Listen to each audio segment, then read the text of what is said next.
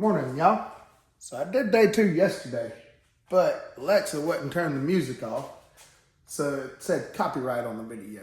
So we're gonna do it again today.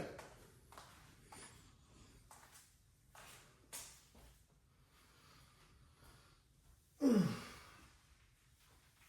it's Leslie Fightmaster, and welcome to day 2 of your 30 days of yoga for beginners. I'm going to start again on the backs. And just to review the breath. Remember our breathing, it's called Ujjayi. Ujjayi Pranayama. Prana means life force, Ayama means to extend. And it's in and out through the nose. So with your hands resting on your belly, just take a couple of long, smooth breaths. If you remember how to constrict the back of the throat, do that. If not, remember it's like fog in a mirror. But then closing the mouth and doing that little sound in the back of the throat. And this one helps to warm up the body from the inside. Plus, it keeps our attention a little bit. So if we're keeping our attention on the breath and the posture, then our minds aren't wandering all over the place like a lot of times they do. So yoga is a wonderful way to quiet the mind.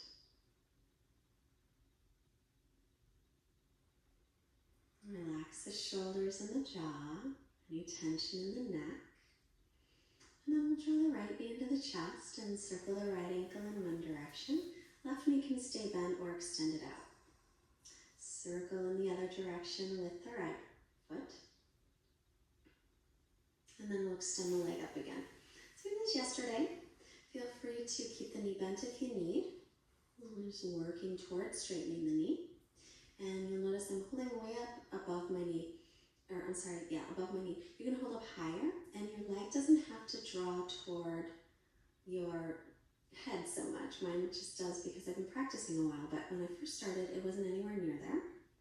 So just know, as long as you feel a stretch, that's as deep as you need to go. And draw the right knee in, and then take it across to the left side for a little twist. Now your leg might go all the way to the floor over, it might go just a little bit over, whatever works for you. Turn to look over the right shoulder unless it bothers your neck. Breathing. Try and keep your inhales and exhales equal in length as you move through your poses.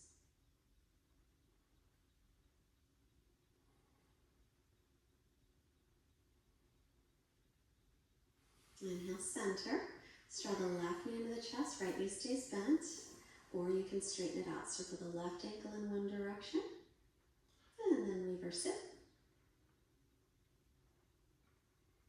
And then we'll extend the left leg up toward the ceiling.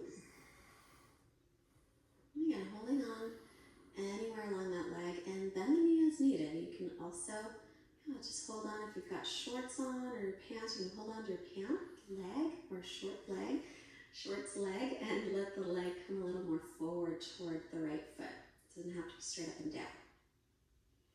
Relax the shoulders. Make sure you're not creating any tension around your neck. Again, jaw, face. So always want to check in with that.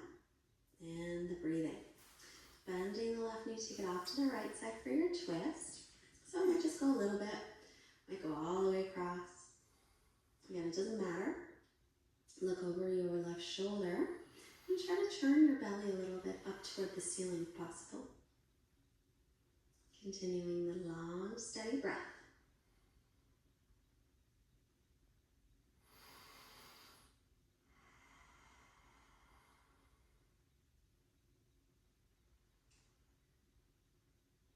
And then we'll come on back to center. Extend the legs and point the toes up to the ceiling. So it's a reminder here of the natural curves. We've got that little curve in the lower back, but we don't want it to get too curvy. So we got a curve under the neck. Those are natural. The upper back touches the floor. We want to maintain those natural curves because it keeps the spine as safe as we can. Okay? Tailbones reaching toward the backs of the knees. And the legs are firm as we pull the toes back. And then inhale, reach the arms up and over. So remember, low back can overarch here. The rib cage can pop up. So watch that. And then exhale, sweep the arms out, around, and down. And again, inhale, arms up. They might not come all the way up by the ears. just notice. They might be a little bit further away. Palms face out. Exhale, sweep the arms out, around, and back to the sides. Inhale again. Sweep the arms up in line with the ears as much as you can comfortably by keeping the ribs in and the lower belly lengthening, or lower spine lengthening. Exhale, sweep around. Lower belly's pulled in, of course. Inhale, reach the arms up. Ribs in, tailbone lengthens. Exhale, circle the arms down. And then draw the knees into the chest. You just draw yourself into a little ball and rock side to side, Uttanasana.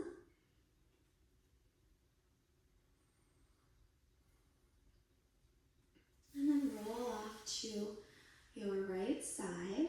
And with your left hand, press yourself up with your head coming up very last. And then we'll come back onto the hands and knees today. Again, pat up the knees if you have sensitive knees. You don't want any pain in the knees ever. So inhale, cat and cow, bring the chest forward. Lift the chin, lift the tailbone. Exhale, press away from the floor firmly and around the back, chin toward chest. Inhale, stretch the front of the body. Bring the collarbones forward and widen them. Exhale, press away from the floor. Pull the ribs and belly in strongly, tucking the tailbone. And again, inhale to come forward, so we're linking our breath and movement. Exhale to tuck and round, breathing through the nose if possible. Inhale, chest comes forward, belly drops. Exhale, belly lifts, chest collapses a bit.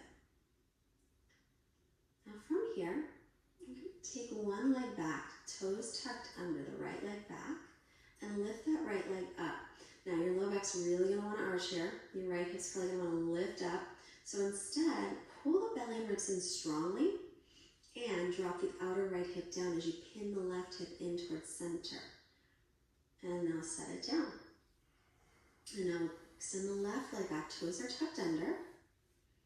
Pull the belly and ribs in here. Now lift that leg just straight up from the inner thigh. Don't let your low back arch. Don't let the hip open up. So drop the outer left hip down. Lift the inner left thigh up.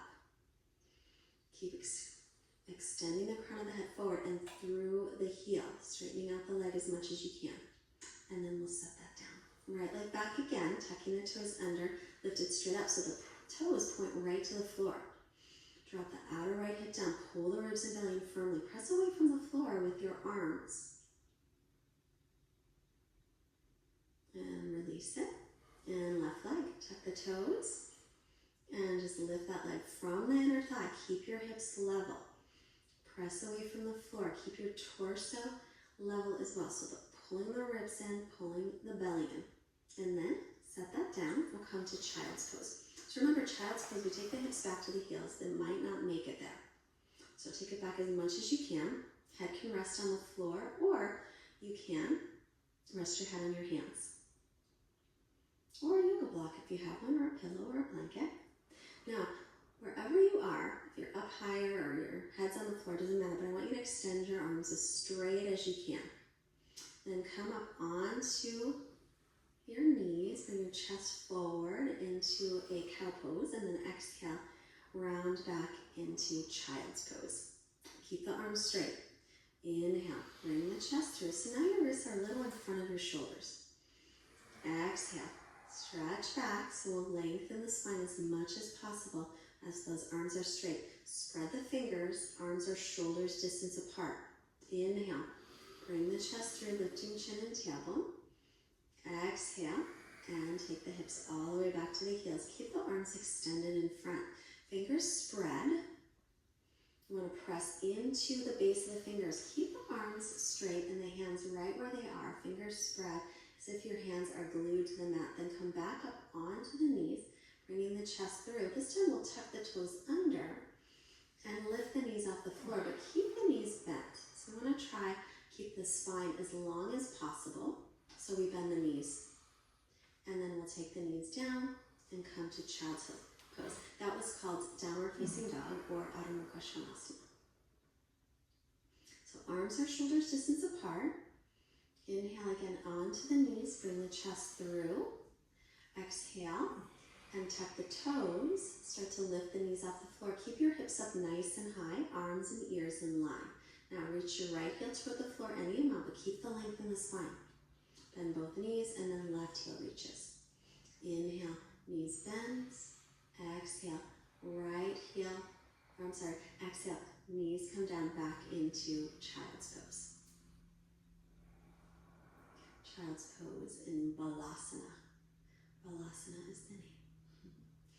I like the Sanskrit name. Some people don't, but I like the history of it. So anyway, it just makes it feel, I don't know, authentic, I suppose. Okay, up onto the knees, tuck the toes, and lift back into down dog. If you can straighten the knees, straighten them. If not, keep the knees bent. I'd rather see a long spine and bent knees than straight legs and kind of more forward without the length in the spine. Okay? So keeping arms and ears in line, pull the belly in and stretch back. Press into the base of the fingers as your forearms lift away from the mat. And then take the knees down, child's pose to rest. This time bend your elbows and rest comfortably, head on hands or head on mat. And breathe. Check in with a nice, long, steady breathing.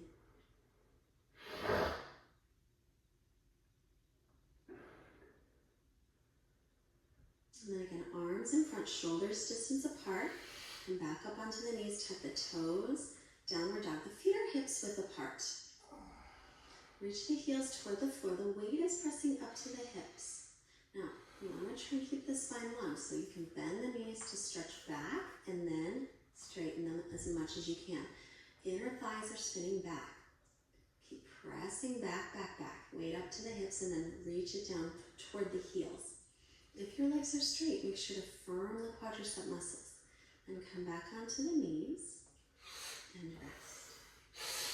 Back to child's pose, our resting pose, which, by the way, you can push pause on these videos and take that at any time. It's one of the beauties of practicing at home. So back onto sitting and lying onto our backs.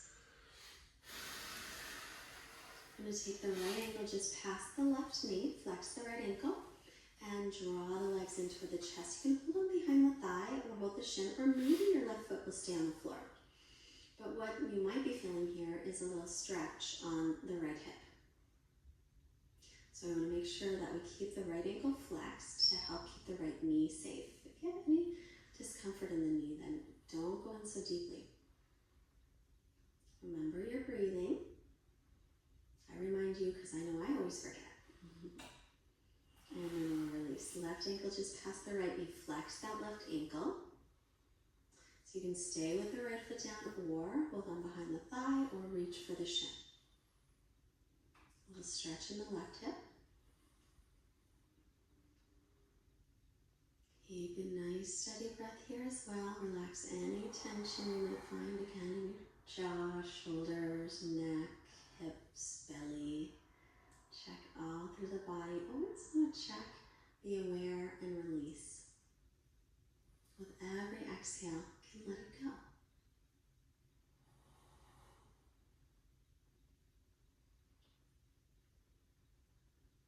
And then slowly we'll release that.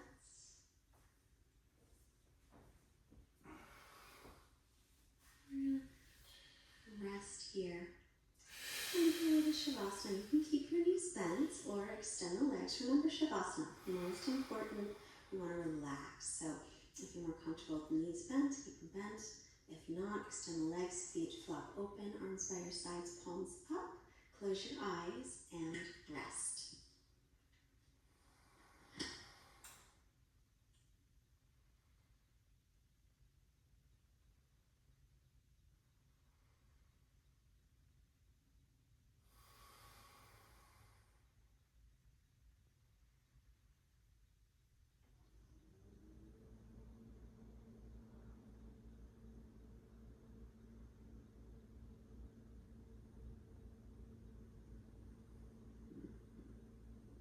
As you're resting today, our quote from Amit Ray: yoga is not just repetition of a few postures.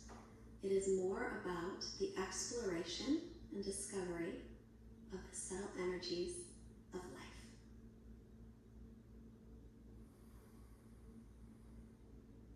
Start to make movements in your hands and your feet. And stretch out through your arms and your legs. And then bend the knees, taking the feet onto the floor. And roll yourself off to usually the right side. And then with your left hand, press up, head comes up last. And come into a seated position. So cross the shins if that's comfortable, or another one. Bring the hands together. It's called Anjali Mudra. Hands to forehead, reminding us to have clear and loving thoughts. Hands to the heart, remind us to have clear and loving intentions. And our hands to the mouth to remind us to have clear and loving communications. Sending out wonderful energy to all beings everywhere. Namaste. Thank you so much for joining today. Don't forget to subscribe. Day 2.